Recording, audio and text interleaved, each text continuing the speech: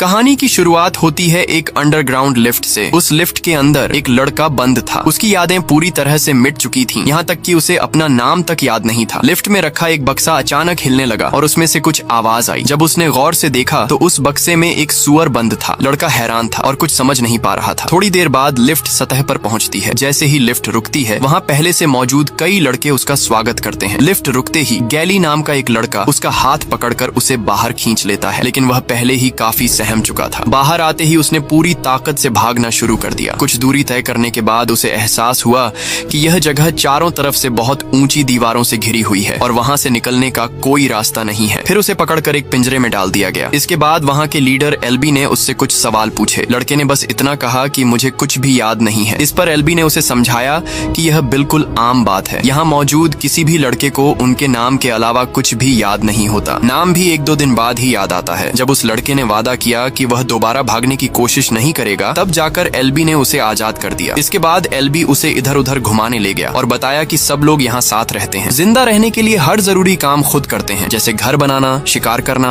और बाकी जरूरी काम। अगर कुछ और चाहिए होता है तो वह चीजें उसी लिफ्ट से आती हैं, जिसे सब लोग बॉक्स कहते हैं। हर महीने बॉक्स से उनके लिए नई सप्लाई आती है और उसके साथ एक नया लड़का भी भेजा जाता है, लेकिन किसी को ये नहीं पता कि उन्हें यहाँ कौन और क्यों भेजता है। इसी दौरान उस नए लड़के की नजर दीवार में बने एक अजीब से दरवाजे पर पड़ी। तब एल्बी ने उसे 3 खास नियमों के बारे में बताया। पहला, अपना काम खुद करना। दूसरा, किसी को नुकसान नहीं पहुंचाना। और तीसरा, उस दरवाजे के पास गलती से भी नहीं जाना। एल्बी के जाते ही चक नाम का एक लड़का उसके पास आया ताकि उसका साथ दे सके, लेकिन नए लड़के की निगाहें बस उस रहस्यमयी दरवाजे पर टिकी थी। उसके मन में लगातार यही सवाल गूंज रहा था कि आखिर उस दरवाजे के पीछे क्या छुपा है। और तभी उसकी नजर उस दरवाजे से निकलते हुए बेन और मीनो पर पड़ी। ये देखकर वो चौंक गया, क्योंकि एल्बी ने साफ कहा था कि उस दरवाजे में जाना मना है। तभी चक ने उसे समझाया कि वहाँ सिर्फ कुछ खास लड़के ही जा सकते हैं, जिन्हें सब रनर्स कहते हैं। उसने ये भी बताया कि उस दरवाजे के पीछे असल में एक भूल भुलैया है। ये सुनकर नए लड़के की जिज्ञासा और बढ़ गई। वह दरवाजे को और करीब से देखने ही वाला था